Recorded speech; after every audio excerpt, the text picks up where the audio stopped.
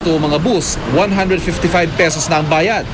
Kumpara sa per kilometer rate na kasalukuyang sinisingil sa North Luzon Expressway na 2 pesos at 12 centavos, lumalabas na mas mataas ang 2 pesos at 73 centavos na per kilometer rate ng bagong singil sa SLEX. I cannot understand the difference in pricing and the amount is so ang laki ng variance, no? And I think this has to be explained to the public. Bakit dito mas mahal while NLEX where everybody's enjoying at maganda naman, bakit dun mas mura? Paliwanag naman ng Toll Regulatory Board, obligasyon ng gobyerno na payagan ng toll hike sa ilalim ng kasunduan sa ilalim ng Special Toll Operation Agreement sa mga investor ng SLEX. Mag-iaantas ang presyo ng toll, nakatakda raw sa kasunduan. Pagkatapos naman po nilang magawa at magampanan ang lahat po ng obligasyon nila sa ating kasunduan, sila naman po bibigyan naman natin ng karapatan upang ma-recover po nila ang kanilang puhunan through toll fee collection. Sana po maintindihan natin, yung pong namamayaning toll fee sa ngayon, ay yan po'y angkop lamang dun sa napakalumang SLEX natin noon. Sakaling mabigo sa TRB, handang umakyat sa Court of Appeals ang Juan Utak para humiling ng TRO. At mabigo pa rin, wala raw silang ibang pupuntahan kundi ang LTFRB para humiling na lang ng dagdag pasahe na 10 hanggang 20 sentimo kada kilometro. Ivan Mayrina, nakatutok, 24 oras. Marami pa tayong mga balita, mga kapuso, at kasama natin ngayong gabi ang isa sa mga pinakapatikang taga-pamahayag ng GMA News. Walang iba kundi si Maris Umali. Maris! Salamat, Mike. Tinanggap na ni Supreme Court Associate Justice Conchita Carpio Morales ang hiling ng Aquino Camp na sa kanya manumpa si President-elect Noynoy sa June 30. Kinukumbinsi naman si Aquino ng kanyang mga taga-suporta na sumayaw at kumanta sa party matapos ang kanyang inaugurasyon. Pagbigyan kaya sila? Yan ang tinutukan ni Sandra Aguinaldo, exclusive. Kung pagbibigyan ng hiling ng ilang malalapit kay President-elect Noynoy Aquino, masasaksihan ng mga Pinoy ang isa pang pambihirang pangyayari sa June 30 dahil ang kauna-unahang binatang Pangulo ng bansa kinukumbinsing kumanta sa street party na gagawin sa gabi matapos ang kanyang inaugurasyon. Kung sa bagay, minsan ang na-display ni Aquino ang kanyang talento sa pagkanta. Narito na ang sayaw. Ang isa pang request ng mga nangangasiwa sa kanyang inaugurasyon, sumayaw siya. Sabi ng mga malapit sa kanya, marunong mag-swing si Aquino. Pero nang tanungin ng media kung ipapakita niya ang kanyang dancing talent, Pinapractice ko isang gabi, sabi ko, hindi yata bagay sa akin to. sa aming interview sa eroplano papunta sa Negros Occidental kahapon, sinabi sa amin ng kapatid niyang si Pinky na ayos sa kanya ang pinaplanong surprise number.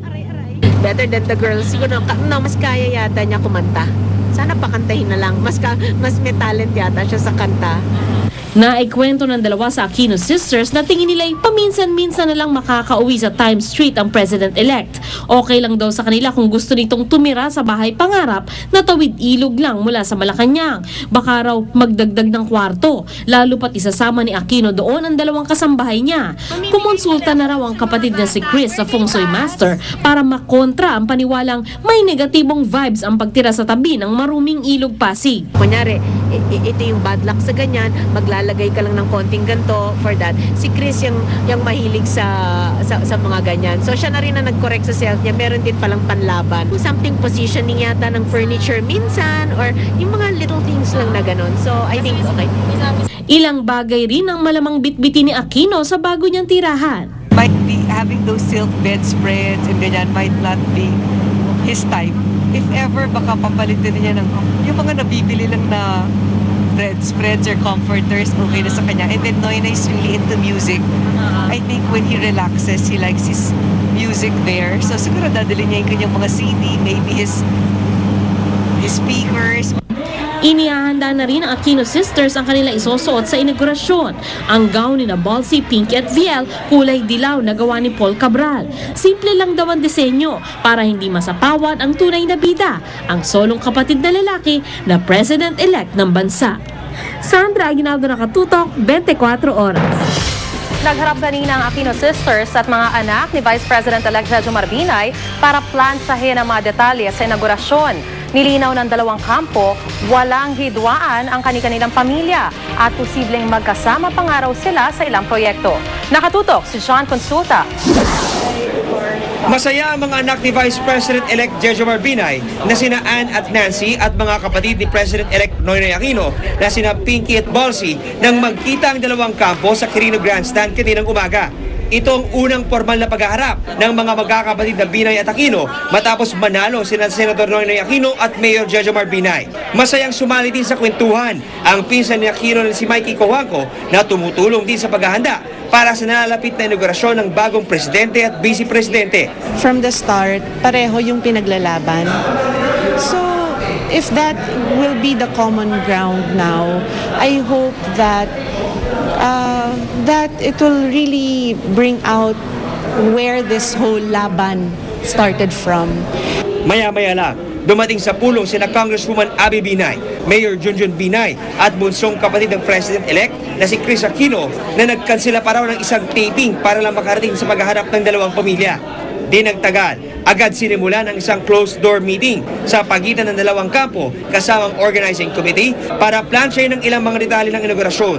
Sa kalagitnaan ng pulong, eksklusibong nakuna ng GMA News ang sketch ng magiging itsura ng Quirino Grandstand sa mismong araw ng inaugurasyon kung saan makikita ang mga karagdagang disenyo sa stage na magbibigay daw ng dagdag kulay sa okasyon. Napuno ng tawanan, mayat mayang tawag sa telepono at seryosong usapan ang mahigit 1 oras na pulong. Bago naghiwalay ang dalawang pamilya, kapwa nilinaw ni na Mayor Junjun Binay at Chris Aquino na walang umiiral na hidwaan sa dalawang pamilya. Naging parang magkaklase kami sa ospital. He was there, nagbabantay sa wife niya. We were there, nagbabantay sa mom ko. And then, ito nga yung kinahantungan. Sabi ko, baka this is part of our destiny. Common naman yung goal namin na mapaganda ang buhay ng bawat Pilipino in the next 6 years. Controversy between the Aquino family and the Binay family. Walang ganon, walang problema. Kami, lagi nandito lang para tulungan ng pamilya ng pamilyang Aquino. A long way back. Record yan, 6 years yan. Sinabi ng dalawang kampo na bukas sila sa joint project sa inaharap sa kanilang gagawing pag-iikot sa mga probinsya at lungsod para magbigay ng napapanahong serbisyo sa mga nangangailangan. We want that scholarship program. So that's what my dad's known for, yung education tsaka health. Doon sa mga naka-earmark na is vaccines for children. Kasi as a mother of a 3-year-old, nakikita ko the need to supplement kasi minsan hindi ma-afford. John Consulta, nakatutok, 24 oras. Nagpulong na rin kanina ang inauguration committee ng bagong administrasyon at mga kinatawa ng Administrasyong Arroyo ukol sa inaugurasyon. Nag-inspeksyon na rin sa Quirino Grandstand kung saan gagawin ang makasaysayang okasyon. Nakatutok si Ruth Cabal. Siguro will limit it to water. Mula sa tubig at pagkain, programa, paghahanda ng imbitasyon at seguridad, tutok ang mga pamilya ni na President-elect Noynoy Aquino at Vice President-elect Jejomar Binay para sa inaugurasyon. Strict kung magkano gagastusin. Gusto rin niyang kinikip siya posted. We just want to make the inaugural really a big success and beautiful, elegant, but wag naman sobrang bongga. Nandun na rin sa meeting kanina ang inauguration committee at mga kinatawan ng Administrasyong Arroyo. Ininspeksyon na rin ng komite ang stage at palibot ng Quirino Grandstand. Base sa napagkasunduan ng Aquino Camp at ng Malacanang, maikli lang ang papel ni outgoing President Gloria Arroyo. Bago mag alas 11 ng umaga sa June 30, susunduin daw ni Aquino si Arroyo sa Malacanang, sakay ng limousine papuntang Quirino Grandstand. The President sits on the right and the incoming on the left side. Bibigyan daw ng honor si Pangulong Arroyo pero aalis din agad gamit ng personal na sasakyan. Meron pong honors to the chief, ang military kay President Arroyo pagdating niya doon. Pagkatapos po ng honors na yon kay President Arroyo, magkakamayan po sila ni President Aquino. Pagkatapos po magpapaalam na si President Arroyo. President-elect Aquino wants the ceremony simple and elegant. Sa Quirino Grandstand, babasahin daw muna ni Senate President Juan Ponce Enrile ang proklamasyon ng mga bagong halal na presidente at vice-presidente. Unang manunumpa si Binay, tapos si Aquino na. Tinanggap na ni Supreme Court Associate Justice Conchita Carpio Morales ang request ng Aquino Camp na sa kanya manunumpa bilang Pangulo ang kaisa-isang anak na lalaki ni na dating Pangulong Cory at dating Senator Ninoy. Maikli pero malaman daw ang inaugural speech ni Aquino. Matapos ang speech, may panata sa pagbabago ng pangungunahan ng mga volunteer group na tumulong sa kanya. May kakanta rin daw. Marami akong kaibigan na natawagan na to perform, those especially who campaigned very actively for Noy. Tapos si Junjun sinabi ko dahil si Robin naman ang close sa kanila. Sa stage na ito po pwesto sina President-elect Noynoy Aquino at Vice President-elect Jejomar Binay. Pero ayon mismo sa DPWH, ito raw ang maituturing na pinakamahinang bahagi nitong Quirino Grandstand. 1908 pa tinayo ang parting ito. Ang bubong ng stage papalibutan daw ng carbon fiber para mas maging matatag. 200 milyong piso ang budget para sa repair ng Quirino Grandstand na dati pa raw inilaan ng DPWH. It will be substantially completed by June 30, no? And most of yung mga major members will already be retrofitted and it will be very safe. Ang kampo ni Aquino inaasahang hindi bababa sa 100,000 na katao ang dadalo sa inaugurasyon.